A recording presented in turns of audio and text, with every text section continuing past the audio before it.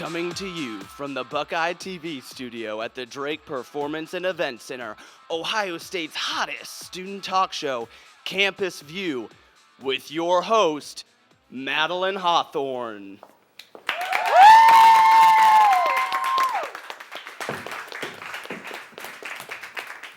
Hello and welcome to Campus View. I'm Madeline Hawthorne, your host for today's show, and today we're talking to students about what's happening around campus in the hottest topics.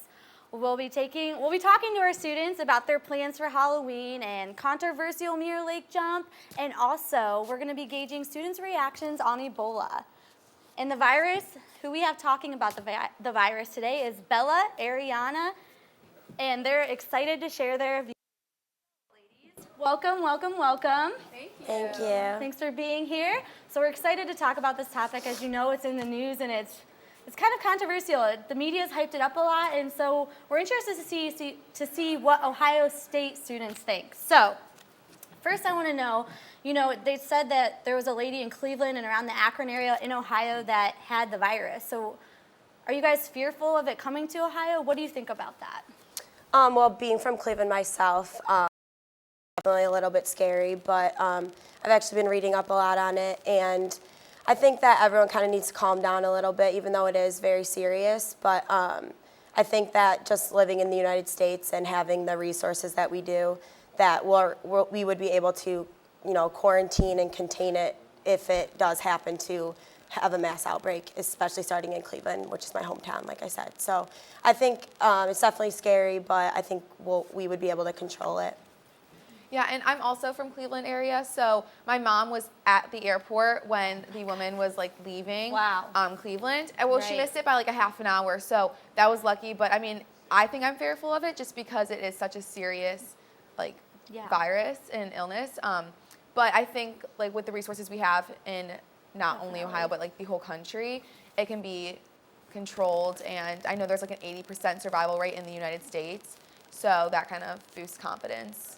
Great. Ladies, I think that I can relate to that. We are in the United States and we have a lot of resources, and I think people need to remember that when we're talking about this disease, that we are a country who is pretty strong and pretty intelligent to come up with ways to keep it quarantined and keep it separated. So that's an awesome view to have, because a lot of people are fearful, and we have to remember we're in the land of the free, the home of the brave, and we have a lot of awesome resources to take advantage of, unlike some other countries who may not have those resources. So I know that some things people have talked about is cutting off international travel between the countries. Do you guys think this is a good way to help quarantine the disease and the virus, or what are your thoughts on that? I think that it would be beneficial to cut off international travel, only because we should do the best we can to prevent the disease from spreading, especially since it is coming from Africa. That should definitely be stopped, the travel from Africa to the United States and back. So I think that would be very beneficial and should be done. But, I mean, I don't know about other countries because I don't think that it's happening anywhere else other than Africa. So Definitely. And with some of the recent cases coming to the U.S., because they were exposed to the virus in Africa, it's definitely something that could be prevented through that simple act. So I guess we'll all have to stay tuned and see what's going to happen with international travel and flights and such. But for you three ladies personally, I'm not sure if you travel a lot, but would this virus prevent you from traveling to personally, or do you think that you would feel safe enough and trust the government and what's going on right now to be able to hop on any airplane to any place, or would you feel restricted now because of this? I think I would probably hold off for a little while on traveling. I definitely wouldn't travel on the same airline that the woman from Dallas to Cleveland. But I think, like I said before, I think we have plenty of resources to, try to get rid of the virus if it is still existent on airways. But I think for right now, I probably wouldn't fly anywhere. That's a really good point to take, because, we have decisions to make too with this virus, and we have a choice to make too. So it's not just the government or just the officials telling us what to do. We can take action also.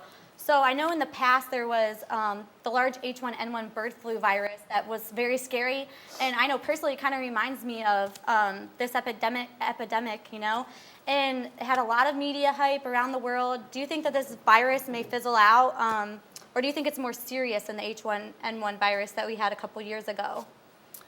I think maybe it may be a little bit more serious just because Ebola is so kind of like shocking.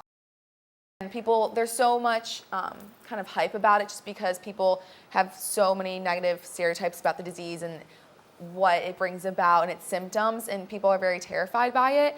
Also, the fact that there's been several cases so far, but at the same time, I think the experience we've had with the H1N1 kind of has prepared us, like how to handle all of that hype and calm people down and how to control it.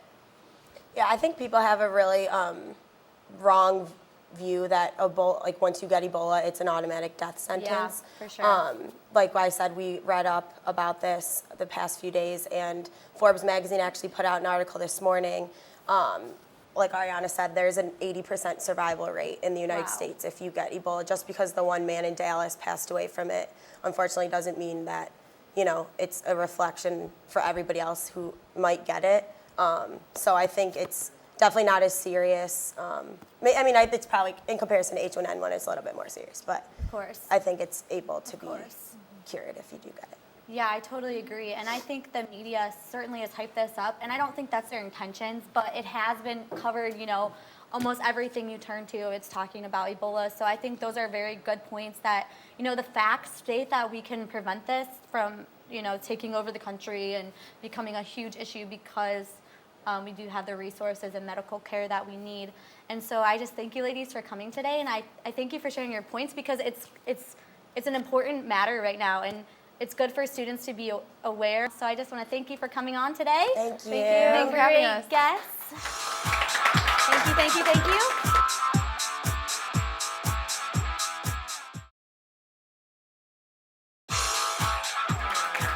And now back to Campus View with your host, Madeline Hawthorne. Thank you, Chad. In Columbus and around Ohio, there's so much to do for Halloween. We have Jackie, Jamie, and Kaylee here, and they're going to share their plans for Halloween with us. So, first of all, ladies, what are you being for Halloween?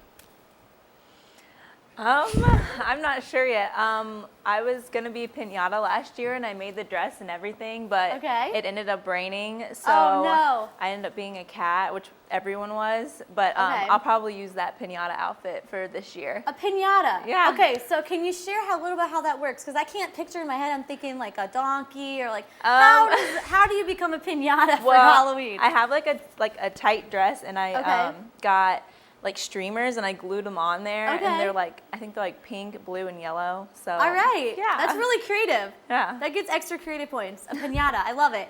So you're gonna like throw candy at people when you like walk down the streets? That's a good idea. Like, I might. You're spilling candy, a piñata. Okay, that's sweet. Awesome. Yeah. Don't freeze. It's cold in Ohio. Bring a jacket, long sleeve, something. Oh, what about you? I usually end up going as a superhero. No way, okay. Yeah, this year I'm doing Raven from DC Comics. All right, so what was last year's superhero? Last year was Harley Quinn because my friend went as the Joker, so it was like it's a cool matching costume. Nice. So you must be into lots of like comics and superhero stuff, I'm guessing. Yeah, we dressed, originally the costume I used for Halloween was made for going to a Comic-Con, so that was... This is what I heard. When you actually go to try to get a costume on Halloween for like a superhero, that if there hasn't been a convention recently, it's really difficult to get a good representation of like a superhero. Is that true? Do you think that's true? That's what I've heard. I mean, I usually just kind of search and find like the pieces I need. Like for this costume, I need a cape, which is easy to find during Halloween, and a leotard, which you can find for, cheap on any like ballet or dancing site. Okay. So it's not as difficult as people have told me. That's good to know, because I was thinking maybe Wonder Woman next year, Catwoman. I don't know. We'll see. All right. And you, what are you going to be? Well, usually I just, take it easy and go as a cat. But but this year, my roommates and I are doing the Harlem Globetrotters. Okay. So we're all going pretty intense. All of us are like 5 foot, so we're really going to I love it. It's be a good time. I love it. So what you laugh up with the beauty, being girl, is it all girls or guys doing it? It is all girls. Okay, cool. So did you have to go get like USA, all like?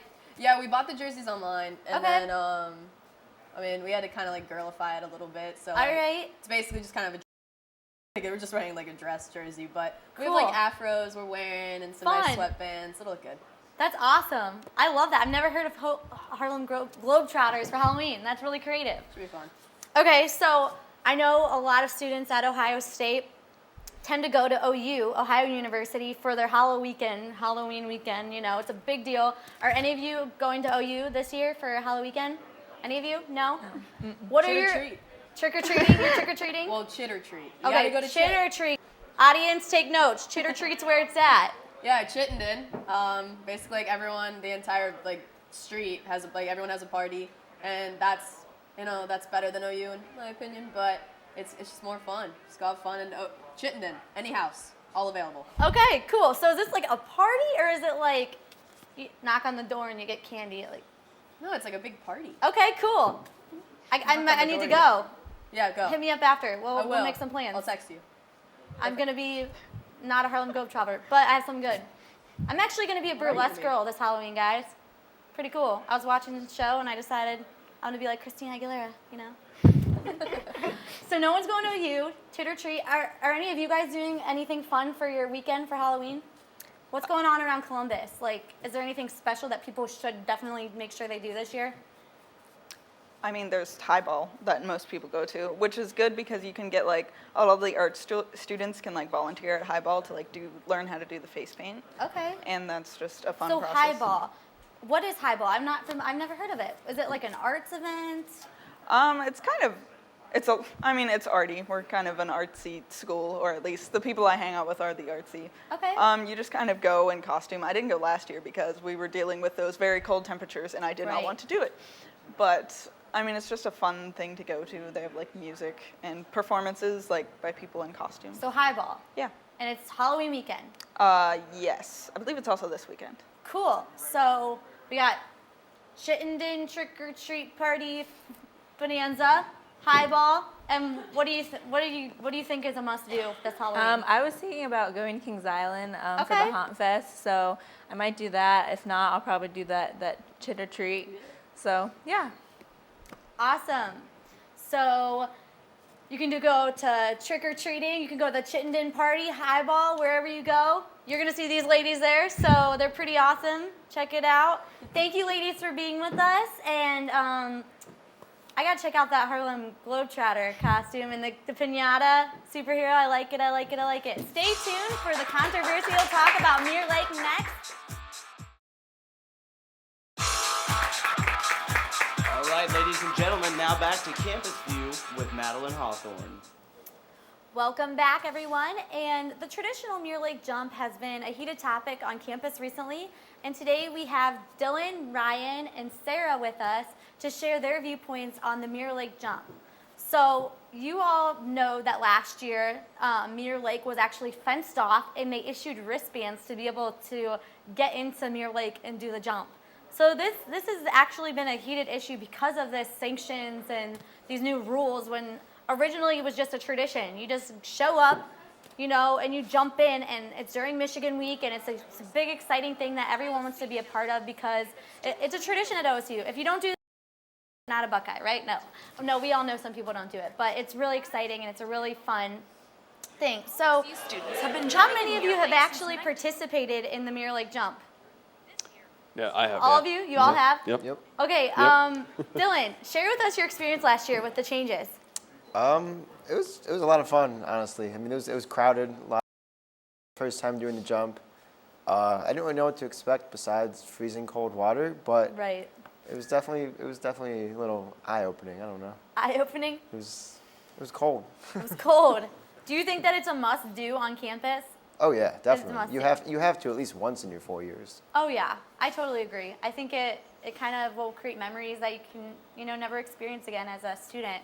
Mm-hmm. So, do you think the university will be successful with the changes that happened last year? Do you think that they're gonna be able to wrangle all the students into these rules and such, since we do have such strong pride for Ohio State especially during Michigan Week? Do you think they're going to be successful with these new rules and everything they're doing? I think last year, having defenses, I think that just instigated students to knock it down. Yeah. So it's kind of like they had 2 mirror lake jumps in one, right? Because they jumped when they knocked down the fence, and they actually jumped for the actual night, correct? So I think that just instigates it. I don't know what you can do to, if they're trying to prevent it. I'm not sure what you can do to prevent it, because how many students compared to how many law enforcement? So, right, thousands of students. So, but I just think last year doing defense, that just egged the students on even more. Right, I agree. I remember there was tweets going out warning people, hey, we're doing it tonight so that we don't get the rules tomorrow. There was posts of the fences being knocked down, on social media. So definitely it actually kind of hyped it up more in a way. It actually made people more rebellious, like you said. The video, I'm pretty sure the video of the fence being knocked down went viral. Everyone was really excited. There was memes about the mirror lake jump. So I agree with you. I think that it kind of made it almost people were more rebellious and more excited to jump. And then there was 2 jumps. So instead of them, their goal was to make it safe and blah, blah, blah, there was actually 2 jumps. So it was even more of a huge deal.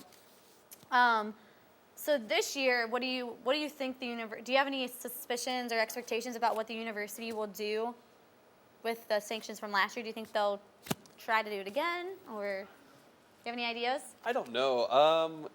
If that was me, I'd be a little hesitant to do the whole fence thing again. Right. It didn't work out too well. I don't know like I said, I don't know what you can do, because there's thousands of students that go do it. So I don't know how you're going to stop every single one. So definitely. Sarah, what do you think? Do you think? I think if they really don't want people to jump, they need to drain it again, like it was drained in spring, during the spring and summer. Yeah. I think there would be a lot of students upset if they were to drain Mirror Lake. Like, go start jumping in the river or something. Yeah. No, I think.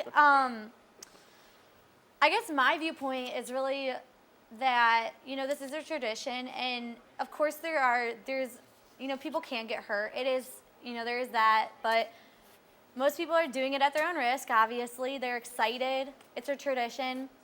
I think if they were to take that away, a lot of students would be upset with the university, and I think it would cause a lot of angst and hurt towards the university, which we definitely don't want that. As students, we love our school. We love where we attend. We're all Buckeyes together, So I think it's going to be interesting to see what happens this year and to see what actions they actually do take with the Mirror Lake jump. So, do you have any tips for the students who jump as far as how to prepare for the jump? Because we all know that it's probably still going to take place this year. Like, if it doesn't, it's going to happen. So, what are your tips for Mirror Lake jumpers this year? I actually have a good one. Okay. Tape your sandals to your feet. Because last year one of my friends didn't tape his sandal, and he jumped in, lost his shoe, and then ended up cutting his foot. Oh no. So definitely tape your sandals. Tape your sandals, everyone. Take notes. This is good stuff. I've heard that before. I heard people I hear CVS runs out of duct tape Mirror Lake week, like Mirror Lake jump week, because so many students want to tape their shoes so that they don't get their feet cut. And I think that's not going to happen to everyone, but yeah, definitely buy duct tape. I didn't jump last year, but the year before, I went with a group of friends, and what we did was we split the group in 2, and one group jumped, and then the other group jumped. So when the first group jumped, the other group had towels and sweatpants and sweatshirts. Okay. So as soon as you jump, you come back, you dry yourself off, and then put on sweats and a sweatshirt, and then same thing for the other group. Wow, that's really smart. So you had a teamwork. You had an operation, a plan of action. We were prepared, yep. That's smart. I like that idea. I'm going to have to keep that in mind. The same thing. Yeah, because you're freezing your butt off. You jump in, sometimes it's snowing. You have to be prepared. So you brought the towels. You brought the clothes. Mm-hmm. You were well prepared. I like that. We were. That's smart. So teamwork. All right, Sarah, what's your tip for today? I always like to have a place where I can go with a nice hot shower. Okay. So that you can get the lake cleaned off you, because it is pretty dirty, and also so have a friend in the dorms if you live off campus nearby, so you can just go straight there and get a hot shower. So hot showers. That's. I think I would definitely want a hot shower after jumping in a dirty lake, and it's like sometimes 30 degrees out. So I think that's a great tip to have and to give people, because you might just get so excited you forget to plan after. So that's a great tip. Thank you. Thank you. So hot showers, duct tape, and take your buddies to give you towels, because you will freeze your butt off if not. All right, well, Dylan, Ryan, Sarah, thank you for coming in and sharing your opinions on the Mirror Lake jump, and we're looking forward to the jump this year. Go Bucks. So that's all we have time for today. Thank you for tuning in to Campus View. I'm your host, Maddie Hawthorne. Bye, everyone.